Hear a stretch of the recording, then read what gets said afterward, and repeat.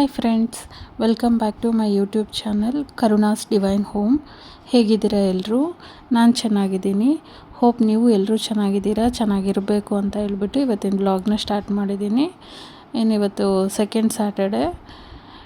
ನಾನು ಈವ್ನಿಂಗ್ ಒಂದು 5:45 ವ್ಲಾಗ್ನ ಸ್ಟಾರ್ಟ್ ಮಾಡಿದೆ.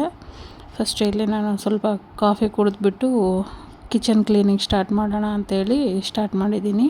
ಇನ್ನು ಈ ವರ್ಷ ಆಷಾಢ ಯಾವಾಗ ಸ್ಟಾರ್ಟ್ ಆಯಿತು ಆಗಲೇ ಮುಗಿತಾ ಬಂತು ಅನಿಸ್ಬಿಡ್ತು ನನಗಂತೂ. ಯಾಕೆಂದರೆ ಮೊನ್ನೆ ಆಷಾಢ ಸ್ಟಾರ್ಟ್ ಆದಂಗಿದೆ. ಆಲ್ರೆಡಿ ಇನ್ನೊಂದು 5 ಡೇಸ್ ಆದರೆ ಮತ್ತು ಅಮಾವಾಸ್ಯೆ ಸ್ಟಾರ್ಟ್ ಆಗಿಬಿಡುತ್ತೆ. ಸೊ ಅಮಾವಾಸ್ಯೆ ಒಳಗನೆ ನಾನು ಎಲ್ಲದನ್ನು ಕ್ಲೀನ್ ಮಾಡಬೇಕು ಅಂತೇಳಿ ಇವತ್ತು ಎಷ್ಟೊತ್ತಿದ್ರೂ ಕಿಚನ್ ಕ್ಲೀನ್ ಮಾಡೋಣ ಅಂತೇಳಿ ಸ್ಟಾರ್ಟ್ ಮಾಡಿದ್ದೀನಿ. ಇನ್ನು ನಾನು ಯೂಶ್ವಲಿ ಬೆಳಗ್ಗೆನೇ ಯಾವಾಗಲೂ ಕ್ಲೀನಿಂಗ್ ಸ್ಟಾರ್ಟ್ ಮಾಡ್ಕೋತೀನಿ. ಬಟ್ ಇವತ್ತು ನನಗೆ ಸ್ವಲ್ಪ ಬೇರೆ ಕೆಲಸ ಇದ್ದಿದ್ದರಿಂದ ಅದನ್ನು ಮುಗಿಸ್ಕೊಂಡು ಮಧ್ಯಾಹ್ನ ಸ್ಟಾರ್ಟ್ ಮಾಡೋಣ ಅಂದ್ಕೊಂಡೆ. ಇನ್ನು ಮಧ್ಯಾಹ್ನ ಮಕ್ಕಳು ಇವತ್ತು ರಜೆ ಇರೋದ್ರಿಂದ ಮನೆಯಲ್ಲೇ ಇದ್ದರು.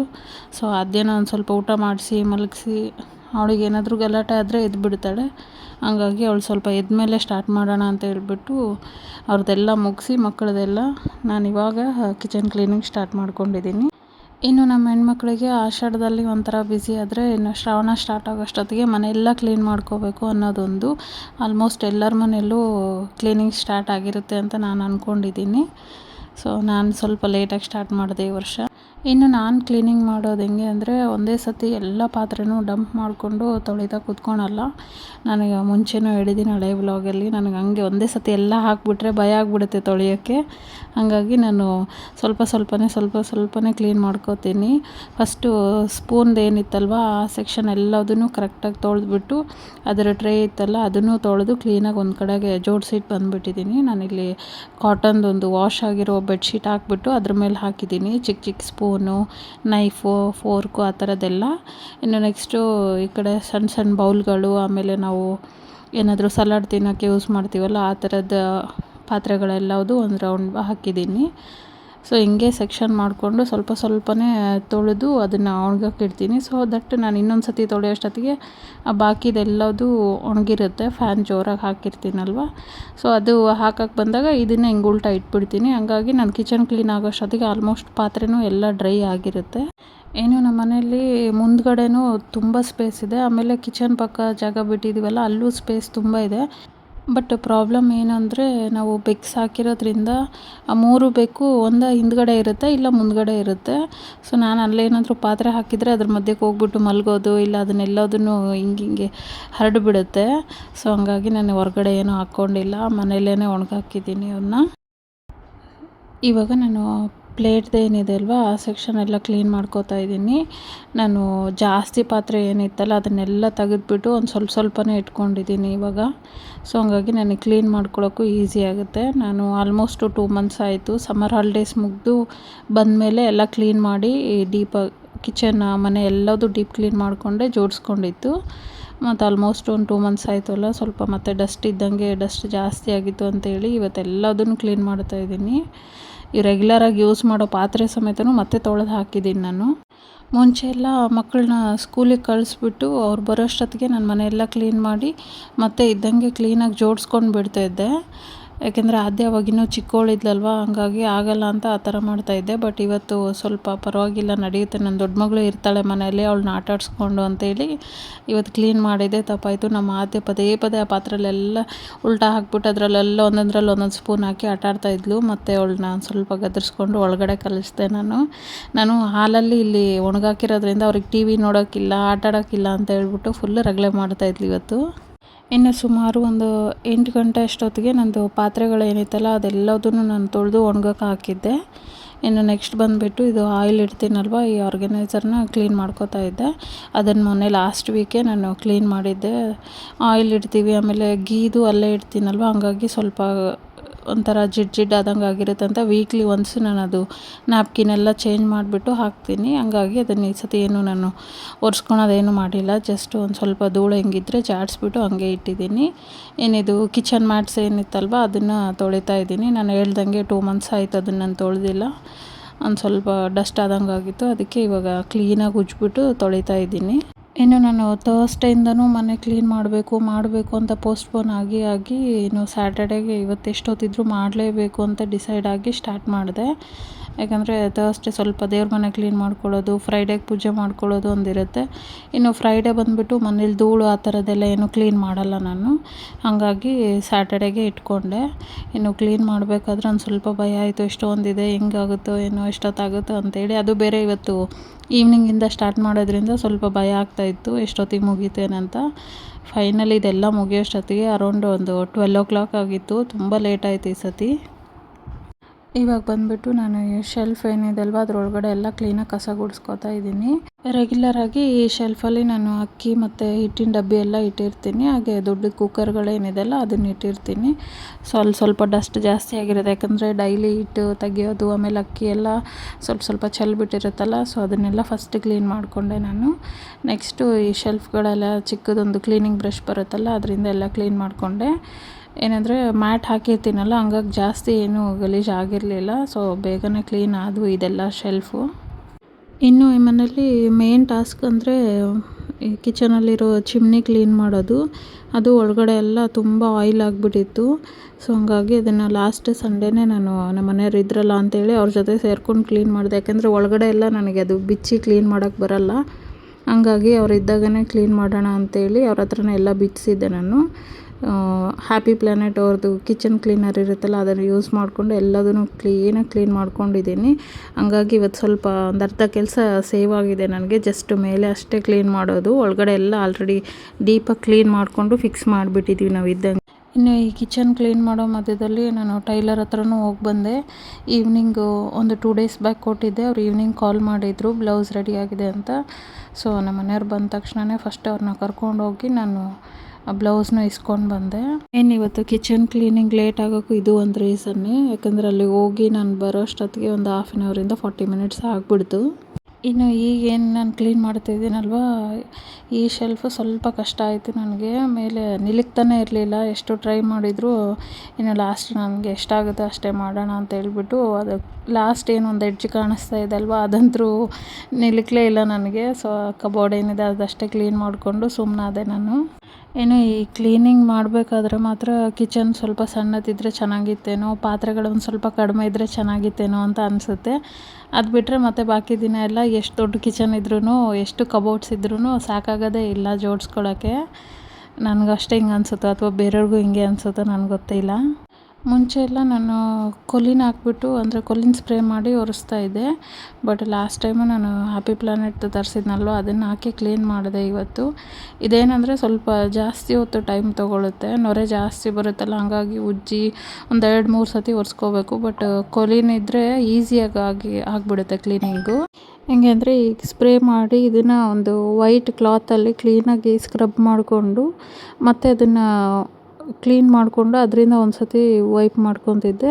ಅದಾದಮೇಲೆ ಮತ್ತೆ ನೆಕ್ಸ್ಟು ಟಿಶ್ಯೂ ಪೇಪರಿಂದ ಎಲ್ಲ ಒರೆಸ್ಕೊತಾ ಇದ್ದೆ ನಾನು. ಇನ್ನು ಈ ಕ್ಲೀನಿಂಗ್ ಮುಗಿಯೋಷ್ಟೊತ್ತಿಗೆ ಆಲ್ಮೋಸ್ಟ್ ನಾನು ಒಂದು ಪ್ಯಾಕ್ ಫುಲ್ಲು ಟಿಶ್ಯೂ ಪೇಪರ್ನ ಖಾಲಿ ಮಾಡಿಬಿಟ್ಟಿದ್ದೆ. ನಮ್ಮ ಮನೆಯವ್ರು ಅದನ್ನೇ ಹೇಳ್ತಿದ್ರು. ಇನ್ನು ನಾನು ಪ್ರತಿ ವರ್ಷವೂ ಅಷ್ಟೇ ಅಮಾವಾಸ್ಯೆ ಸ್ಟಾರ್ಟ್ ಆಗೋಕ್ಕೂ ಮುಂಚೆನೇ ಒಂದು 3-4 ಡೇಸ್ ಮುಂಚೆನೇ ಎಲ್ಲದನ್ನು ಮನೆ ಫುಲ್ ಕ್ಲೀನ್ ಮಾಡ್ತೀನಿ. ನಾನು ಕಿಚನ್ ಅಂತಲ್ಲ, ಮನೆ ಫುಲ್ಲು ಕ್ಲೀನ್ ಮಾಡ್ಕೊಂಬಿಡ್ತೀನಿ. ಬಟ್ ಕಿಚನ್ ಮಾತ್ರ ಡೀಪ್ ಕ್ಲೀನ್ ಮಾಡ್ಕೋತೀನಿ. ಮನೆಯಲ್ಲಿ ಏನಾದರೂ ಡಸ್ಟ್ ಇದ್ದರೆ ಅಥವಾ ಜೇಡ ಕಟ್ಟಿದರೆ ಅದನ್ನೆಲ್ಲ ಕ್ಲೀನ್ ಮಾಡಿಕೊಂಡು ಬೆಡ್ಶೀಟು, ಬೆಡ್ ಸ್ಪ್ರೆಡ್ ಆಗಿರ್ಬೋದು, ಆಮೇಲೆ ಬ್ಲ್ಯಾಂಕೆಟು, ಆಮೇಲೆ ಕರ್ಟನ್ನು ಏನೇನಿತ್ತು ಎಲ್ಲದೂ ವಾಶ್ ಮಾಡ್ಕೊಂಬಿಡ್ತೀನಿ ಒಂದೇ ಸತಿ. ಏಕೆಂದರೆ ಇನ್ನು ಅಮಾವಾಸ್ಯೆ ಸ್ಟಾರ್ಟ್ ಆದಮೇಲೆ ಮತ್ತೆ ಕ್ಲೀನಿಂಗ್ ಮಾಡೋಕ್ಕೆ ಟೈಮ್ ಸಿಗೋಲ್ಲ. ಸೊ ನಾನು ಜ್ಯೋತಿರ್ಭೀಮೇಶ್ವರ ವ್ರತ ಅದನ್ನು ಮಾಡ್ತೀನಿ, ಅಂದರೆ ಭೀಮನ ಅಮಾವಾಸ್ಯೆ ಬರುತ್ತಲ್ಲ ಅದನ್ನು ಮಾಡ್ತೀನಿ. ಮತ್ತು ಅದಾದಮೇಲೆ ಹಾಲು ಹಾಕ್ತೀವಿ ನಾವು ಪಂಚಮಿ ದಿನ, ಚೌತಿ ಇಲ್ಲ ಪಂಚಮಿ ಎರಡರಲ್ಲಿ ಯಾವುದಾದ್ರೂ ಒಂದು ದಿನ ಹಾಕ್ತೀನಿ. ಸೊ ಕಂಟಿನ್ಯೂಸ್ ಆಗಿ ಒಂದಾದಮೇಲೆ ಒಂದು ಹಬ್ಬ ಬರ್ತಾನೆ ಇರುತ್ತೆ ಈ ಶ್ರಾವಣ ಮಾಸದಲ್ಲಿ. ಹಾಗಾಗಿ ನಾನು ಶ್ರಾವಣ ಸ್ಟಾರ್ಟ್ ಆಗುತ್ತೆ ಅನ್ನೋಕ್ಕೆ ಮುಂಚೆನೇ ಒಂದು 2-3 ದಿನ ಮುಂಚೆ ಕ್ಲೀನ್ ಮಾಡ್ಕೊಂಬಿಟ್ರೆ ನೆಕ್ಸ್ಟ್ ಅದೇ ಕೆಲಸದಲ್ಲೇ ಬ್ಯುಸಿ ಆಗಿಬಿಡ್ತೀವಿ. ಇನ್ನು ನಾನಿಲ್ಲಿ ವಿಂಡೋ ಒರೆಸ್ತಾ ಇದ್ದರೆ ಕಿಟಿ ಬಂದುಬಿಟ್ಟು ಆಟ ಆಡ್ತಾ ಇದ್ದ. ಅವನಿಗೆ ಹೊರಗಡೆ ಅದು ಕಾಣಿಸ್ತಾ ಇದೆ ಅಲ್ವಾ, ಅದಕ್ಕೋಸ್ಕರ ಅದನ್ನ ಹಿಡಿಯೋಣ ಅಂತ ಹೇಳ್ಬಿಟ್ಟು ಹೆಂಗೆ ಮಾಡ್ತಾಯಿದ್ದೆ ನೋಡಿ. ಇನ್ನು ನಮ್ಮ ಕಿಟಿ ಜೊತೆಗೆ ಒಂದು ಸ್ವಲ್ಪ ಹೊತ್ತು ಆಟ ಆಡಿಬಿಟ್ಟು ಮತ್ತೆ ನಾನು ಕ್ಲೀನಿಂಗ್ ಸ್ಟಾರ್ಟ್ ಮಾಡಿಕೊಂಡೆ. ಮೇಲ್ಗಡೆ ಮನೆಯವರು ಸ್ವಲ್ಪ ಹಾಲು ಆ ಥರದ್ದು ಏನಾದರೂ ಹಾಕ್ತಾರೆ ಅವನಿಗೆ. ಹಾಗಾಗಿ ಅವ್ರು ಬಂದ ತಕ್ಷಣ ಓಡೋಗ್ಬಿಡ್ತಾನೆ, ಇರಲ್ಲ. ಸೊ ಅವ್ರು ಬಂದ್ರಲ್ವ ಅಂತ ಹೋದ. ನಾನು ಮತ್ತೆ ಕಿಚನ್ ಕ್ಲೀನಿಂಗ್ ಸ್ಟಾರ್ಟ್ ಮಾಡಿಕೊಂಡೆ. ಇನ್ನು ಇದು ವಿಂಡೋ ಗ್ರಿಲ್ ಏನಿದೆ ಅಲ್ವಾ, ಇದಕ್ಕೆ ವೈಟ್ ಕಲರ್ ಪೇಂಟ್ ಮಾಡಿಸಿದ್ದೀವಿ. ಸೊ ಅದು ಜಾಸ್ತಿ ಏನಾದರೂ ಉಜ್ಜಿದ್ರೆ ಸ್ಕ್ರಬ್ಬಿಂದ ಪೇಂಟ್ ಹೋಗುತ್ತೆ ಅಂತ ಹೇಳ್ಬಿಟ್ಟು ನಮ್ಮ ಮನೆಯವ್ರು ಬೈತಾರೆ. ಹಾಗಾಗಿ ಸ್ವಲ್ಪ ಲೈಟಾಗಿ ಅದನ್ನ ಉಜ್ಕೊಂಡಿದ್ದೀನಿ ನಾನು.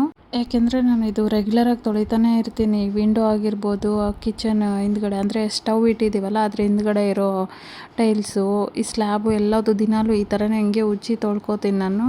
ಅದಕ್ಕೆ ಬೈತಾಯಿದ್ರು ನಮ್ಮ ಮನೆಯವ್ರು, ದಿನಾ ತೊಳಿತೀಯ ಮತ್ತಾದರೂ ಇವಾಗ ಅದನ್ನೇ ಕ್ಲೀನ್ ಮಾಡ್ಕೊಂಡು ಕೂತ್ಕೊಂಡಿದೆಯಲ್ಲ ಅಂತೇಳಿ.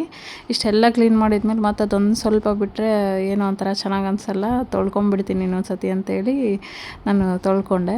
ಎಲ್ಲ ಒಂದೇ ಸತಿ ಮಾಡಿ ಸುಸ್ತಾಗ್ಬಿಡ್ತೀನಿ ಅಂತ ಅವ್ರು ಯೋಚನೆ ಮಾಡ್ತಾರೆ. ಬಟ್ ಎಲ್ಲ ಕ್ಲೀನ್ ಮಾಡ್ಕೊಂಡಾಗ ಒಂದು ಸ್ವಲ್ಪ ಬಿಟ್ಬಿಟ್ರೆ ನನಗೆ ಸಮಾಧಾನ ಆಗೋಲ್ಲ. ಸೊ ಹಂಗಾಗಿ ನಮ್ಮಿಬ್ರಿಗೂ ಕನ್ವರ್ಸೇಷನ್ ನಡೀತಾನೆ ಇರುತ್ತೆ. ಪದೇ ಪದೇ ಕ್ಲೀನ್ ಮಾಡ್ತಾನೇ ಇರ್ತೀಯ, ಟಯರ್ಡ್ ಆಗ್ತೀಯ ಅಂತ ಅವ್ರು ಅಂತಾರೆ. ಕ್ಲೀನಾಗಿಲ್ಲ ಅಂದರೆ ನನಗೆ ಸ್ಯಾಟಿಸ್ಫೈ ಆಗೋಲ್ಲ. ಅದು ರೆಗ್ಯುಲರಾಗಿ ಮಾಡಿದ್ರೂ ಈ ಥರ ಏನಾದರೂ ಕ್ಲೀನಿಂಗ್ ಮಾಡಿದಾಗ ಅದನ್ನೊಂದು ಸ್ವಲ್ಪ ಕ್ಲೀನ್ ಮಾಡ್ಕೊಂಡ್ರೇ ಸಮಾಧಾನ ಅನಿಸೋದು. ಸೊ ಸ್ಲ್ಯಾಬೆಲ್ಲ ಒಂದು ಅರ್ಧ ಕ್ಲೀನ್ ಮಾಡಿಕೊಂಡು ಇವಾಗ ಗ್ಯಾಸ್ ಸ್ಟವ್ನ ತೊಳ್ಕೊತಾ ಇದ್ದೀನಿ. ಈ ಕ್ಲೀನಿಂಗ್ ಮಧ್ಯದಲ್ಲಿ ಅಡುಗೆ ಮಾಡೋದೆಲ್ಲ ಆಗೋಲ್ಲ ಅಂತ ಹೇಳ್ಬಿಟ್ಟು ನಾನು ಮಧ್ಯಾಹ್ನನೇ ಒಂದು ಸ್ವಲ್ಪ ಜಾಸ್ತಿ ರೈಸು ಮತ್ತು ಸಾಂಬಾರು ಪ್ರಿಪೇರ್ ಮಾಡಿಬಿಟ್ಟಿದ್ದೆ. ಯಾಕೆಂದರೆ ಇದು ಇದ್ದಾಗ ಮಧ್ಯೆ ಮಧ್ಯೆ ಅಡುಗೆ ಮಾಡು, ಅವ್ರಿಗೆ ಊಟ ಮಾಡಿಸು ಅಂದರೆ ಆಗೋಲ್ಲ. ಹಂಗಾಗಿ ಬೆಳಗ್ಗೆ ಚಪಾತಿ ಪಲ್ಯ ಮಾಡಿದ್ದೆ. ಈ ಮಧ್ಯಾಹ್ನಕ್ಕೆ ಬಂದು ಒಂದು ಸ್ವಲ್ಪ ಅನ್ನ ಮತ್ತು ಸಾಂಬಾರು ಮಾಡಿ ಇಟ್ಬಿಟ್ಟಿದ್ದೀನಿ. ಸಾಂಬಾರನ್ನ ಒಂದು ಸ್ವಲ್ಪ ಈ ಗ್ಯಾಸ್ ಕ್ಲೀನ್ ಮಾಡೋಕ್ಕೂ ಮುಂಚೆನೇ ಬಿಸಿ ಮಾಡಿ ಕೊಟ್ಬಿಟ್ಟೆ ನಾನು ಫ್ರಿಜ್ಜಿಂದ ತೆಗೆದು. ಸೊ ಅವ್ರು ಊಟ ಮಾಡ್ತಾಯಿದ್ದಾರೆ. ಅವ್ರು ಊಟ ಮಾಡ್ಕೊಳೋಷ್ಟೊತ್ತಿಗೆ ನಾನು ಇದೆಲ್ಲ ಕ್ಲೀನ್ ಮಾಡ್ಕೊಂಬಿಡ್ತೀನಿ. ಆಗಲೇ ಹೇಳ್ದಂಗೆ ಗ್ಯಾಸ್ ಸ್ಟವ್ವು ಇದು ಎಲ್ಲವುದು ನಾನು ರೆಗ್ಯುಲರಾಗಿ ಕ್ಲೀನ್ ಮಾಡ್ಕೋತೀನಿ. ಮಧ್ಯಾಹ್ನ ಅಡುಗೆ ಆದಮೇಲೂ ಒಂದು ಸತಿ ಒರೆಸಿದ್ದೆ ನಾನು. ಹಾಗಾಗಿ ಸ್ವಲ್ಪ ಮೇಲ್ಮೇಲೆಲ್ಲ ಒರೆಸ್ಕೊಂಡು ಅದ್ರ ಕೆಳಗಡೆನೂ ಹಾಗೆ ಒರೆಸ್ಕೊಂಡು ಇವಾಗ ಪಕ್ಕಕ್ಕಿರೋ ಟೈಲ್ಸ್ ಎಲ್ಲವುದು ಕ್ಲೀನ್ ಮಾಡ್ಕೋತಿದ್ದೀನಿ. ಆಲ್ಮೋಸ್ಟ್ ನಂದು ಮೇಲ್ಗಡೆ ಕೌಂಟರ್ ಟಾಪಿಂದ ಮೇಲ್ಗಡೆ ಎಲ್ಲದೂ ಕ್ಲೀನಿಂಗ್ ಆಯಿತು. ಈ ಕೆಳಗಡೆ ಬಂದುಬಿಟ್ಟು ಈ ಶೆಲ್ಫ್ನ ಒಂದು ಸ್ವಲ್ಪ ಬಟ್ಟೆ ಇರುತ್ತಲ್ವ ವೈಟ್ ಕಲರ್ದು, ಆ ಥರ ಅದು ಒದ್ದೆ ಮಾಡಿಕೊಂಡು ಅದರಿಂದ ಒರೆಸ್ಕೋತಾ ಇದ್ದೀನಿ. ಇದು ಶೀಟು ನೀರು ಬಿದ್ದರೆ ಗಲೀಜಾಗುತ್ತೆ, ಅಂದರೆ ಕೆಟ್ಟೋಗುತ್ತೆ ಅಂತ ಹೇಳ್ಬಿಟ್ಟು ಜಾಸ್ತಿ ಏನು ನಾನು ಕೊಲಿನೋ ಅಥವಾ ಆ ಥರದ್ದೇನೂ ಹಾಕಿ ಒರೆಸಿಲ್ಲ. ಜಸ್ಟು ಒದ್ದೆ ಬಟ್ಟೆ ಮಾಡಿಕೊಂಡು ಅದರಿಂದ ಒರೆಸಿದ್ದೀನಿ. ಇನ್ನು ಮೇಲ್ಗಡೆ ಬಂದುಬಿಟ್ಟು ಮಾಮೂಲಾಗಿ ಕೊಲಿನ ಹಾಕಿ ಸ್ಪ್ರೇ ಮಾಡಿಕೊಂಡು ಒರೆಸ್ತಾ ಇದ್ದೀನಿ.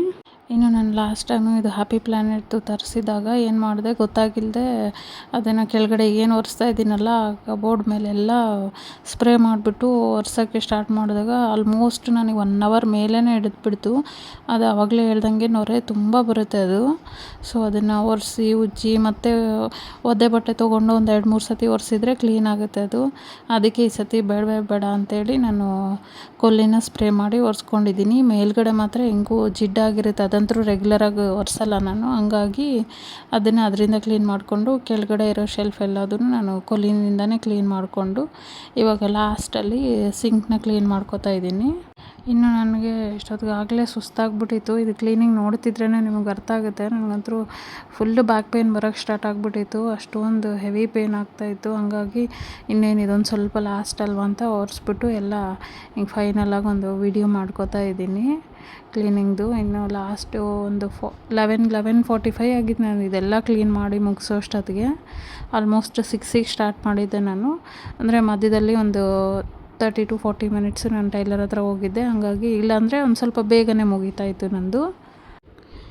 ಏನಂದರೆ ಎಷ್ಟಾದರೂ ಟಯರ್ಡ್ ಆಗಲಿ ಈ ಥರ ಕ್ಲೀನಾಗಿರೋ ಕಿಚನ್ನ ನೋಡಿಬಿಟ್ರೆ ಒಂದು ಸತಿ ಎಲ್ಲ ಟಯರ್ಡ್ ಆಗಿರೋದೆಲ್ಲ ಒಂದೇ ಸತಿ ಹೋಗ್ಬಿಡ್ತೇನೋ ಅನಿಸ್ಬಿಡುತ್ತೆ. ಏನಿದು ಸಿಂಕ್ ವಾಶ್ ಮಾಡಿದ್ರೂ ಒಂದು ಸ್ವಲ್ಪ ಯಾಕೋ ವೈಟ್ ಅನ್ನಿಸ್ತಾಯಿತ್ತು. ಬಟ್ ಅದು ಮುಂಚೆಯಿಂದನೂ ಹಂಗೆ ಇದೆ. ಅದೆಷ್ಟು ಸ್ಕ್ರಬ್ ಮಾಡಿದ್ರೂ ಹಂಗೆ. ಸೊ ಟೈಲ್ಸ್ ಆಗಿರ್ಬೋದು, ಚಿಮ್ನಿ ಆಗಿರ್ಬೋದು ಎಲ್ಲದು ಫುಲ್ಲು ಕ್ಲೀನ್ ಅನಿಸ್ತಾಯಿತ್ತು. ಎಷ್ಟು ಸತಿ ಅಂದರೆ ಒಂದು 2-3 ಸತಿ ನೋಡಿದ್ದೀನಿ ನಾನು. ಅಷ್ಟೊಂದು ಖುಷಿ ಆಗ್ಬಿಡ್ತು ನನಗೆ ಕ್ಲೀನ್ ಆಗಿರೋದು ನೋಡಿ. ಇನ್ನು ನಾನು ಪಾತ್ರೆ ಎಲ್ಲದನ್ನು ಬೆಳಗ್ಗೆಗೆ ಜೋಡಿಸ್ಕೊಳ್ಳೋಣ, ಯಾಕಂದರೆ ಆಲ್ಮೋಸ್ಟ್ ಟೈಮ್ ಆಗಿಬಿಟ್ಟಿತ್ತು. ಹಾಗಾಗಿ ನಾನು ಬೆಳಗ್ಗೆಗೆ ಪಾತ್ರೆನೆಲ್ಲದನ್ನು ಜೋಡಿಸ್ಕೊಂಡೆ. ಇನ್ನು ಬೆಳಗ್ಗೆ ಸಂಡೇ ಆಗಿರೋದ್ರಿಂದ ಸ್ವಲ್ಪ ಲೇಟಾಗಿದ್ರೂ ನಡೆಯುತ್ತೆ ನನಗೆ ಅಂತ ಹೇಳ್ಬಿಟ್ಟು ಸ್ವಲ್ಪ ಲೇಟಾದ್ರೂ ಎಲ್ಲದನ್ನು ಮುಗಿಸೇ ಮಲಗಿದೆ ನಾನು. ಬೆಳಗ್ಗೆ ಎದ್ಬಿಟ್ಟು ಇನ್ನು ಪಾತ್ರೆ ಎಲ್ಲ ಜೋಡಿಸ್ಕೊಂಡು ನಾನು ಒಂದು ಸ್ವಲ್ಪ ಗ್ರೋಸರಿ ಐಟಮ್ಸು ತರೋದಿತ್ತು. ಸೊ ಅದನ್ನೂ ತಂದು ಅದನ್ನು ಎಲ್ಲ ರೀಫಿಲ್ ಮಾಡಿಕೊಂಡು ಅದನ್ನೂ ಕ್ಲೀನಾಗಿ ಜೋಡಿಸ್ಕೊಂಡ್ಬಿಟ್ಟೆ. ಸೊ ಕಿಚನ್ದು ಏನಿತ್ತು ಎಲ್ಲ ಕೆಲಸನೂ ನನಗೆ ಮುಗ್ದೋಗ್ಬಿಟ್ಟಿತ್ತು ಆಲ್ರೆಡಿ. ಸೊ ಇದು ಫೈನಲ್ ಲುಕ್ಕು ಕಿಚನ್ನ ನಾನು ಜೋಡಿಸಿರೋದು. ಇದು ನೆಕ್ಸ್ಟ್ ಡೇ ಈವ್ನಿಂಗು ಯಾಕೆಂದರೆ ನಾನು ಸ್ವಲ್ಪ ಗ್ರೋಸರಿ ಎಲ್ಲ ತರೋದಿತ್ತಲ್ವ, ಹಾಗಾಗಿ ಎಲ್ಲ ತಂದು ಒಂದೇ ಸತಿ ರೀಫಿಲ್ ಎಲ್ಲ ಮಾಡ್ಕೊಂಡ್ಮೇಲೆ ವೀಡಿಯೋನ ತೆಗ್ದಿದ್ದೀನಿ. ನಾನು ಇದೆಲ್ಲ ರೀಫಿಲ್ ಮಾಡೋದೆಲ್ಲ ವೀಡಿಯೋ ಮಾಡಿಲ್ಲ, ಯಾಕೆಂದರೆ ಇದೇ ಲೆಂತಿ ಆಗಿಬಿಟ್ಟಿದೆ ವೀಡಿಯೋ ಅಂತೇಳಿ. ಸೊ ಇಷ್ಟೇ ಫ್ರೆಂಡ್ಸ್ ಇವತ್ತಿನ ವಿಡಿಯೋ. ಈ ವಿಡಿಯೋ ಏನಾದರೂ ನಿಮ್ಗೆ ಇಷ್ಟ ಆಗಿದ್ದರೆ ದಯವಿಟ್ಟು ಲೈಕ್ ಮಾಡಿ, ಶೇರ್ ಮಾಡಿ. ಹಾಗೆ ಹೊಸ್ದಾಗಿ ಯಾರಾದರೂ ನನ್ನ ಚಾನಲ್ನ ನೋಡ್ತಾ ಇದ್ದರೆ ಸಬ್ಸ್ಕ್ರೈಬ್ ಮಾಡ್ಕೊಳ್ಳಿ ಅಂತ ಕೇಳ್ಕೊತಾ, thank you so much for watching my vlog. See you in the next vlog. Take care. Bye bye.